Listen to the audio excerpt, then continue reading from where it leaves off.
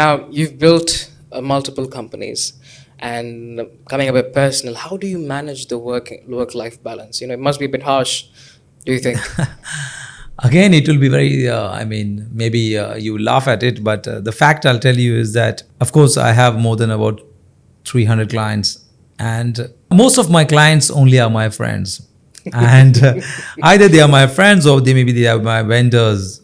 I don't have any friends in my personal life beyond my business.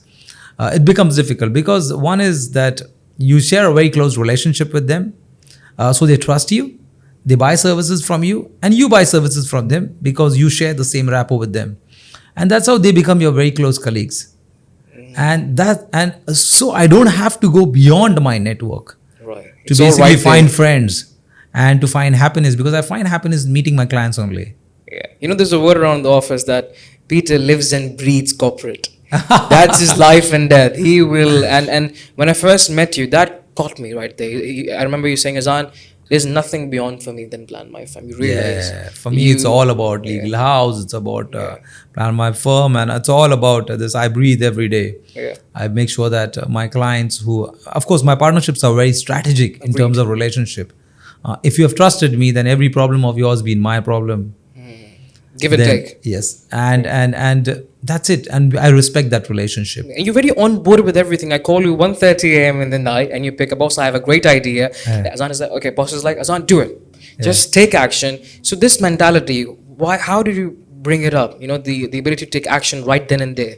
Most of the confidence has come because of my long entrepreneurship journey, where I have basically figured out a lot of nuances in the entrepreneurship journey, where basically I figured out that this is the right decision. And my instincts are also very strong in understanding, boss, whether this is right, wrong, or what you feel.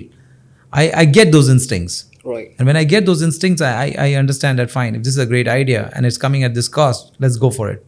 Decision making is a very key aspect in business development, in any business building. It's one of the most important, because you have to be very fast in making decisions.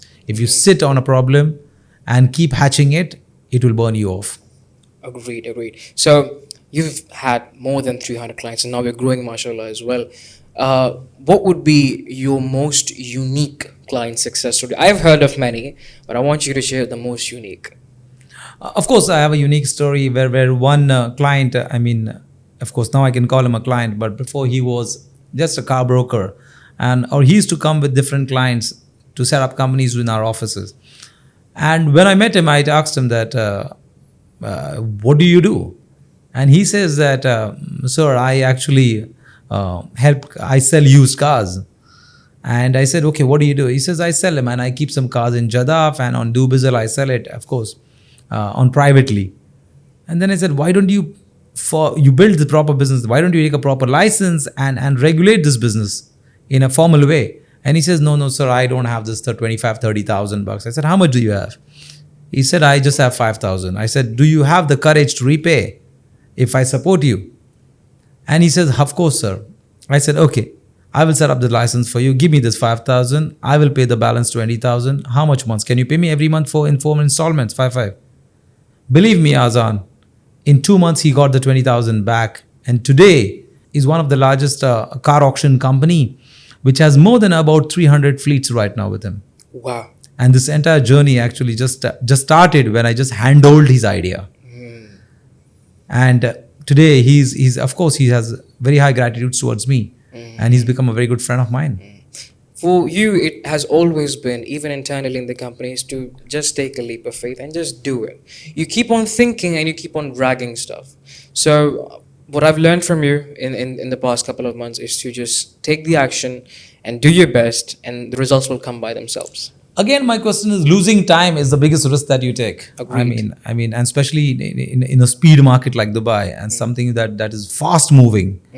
Losing your time is a loss of opportunity. Agreed. If you have an idea and if you think that this idea is going to work, let's build it into a business module and figure out what initial capital you can do, you can put in.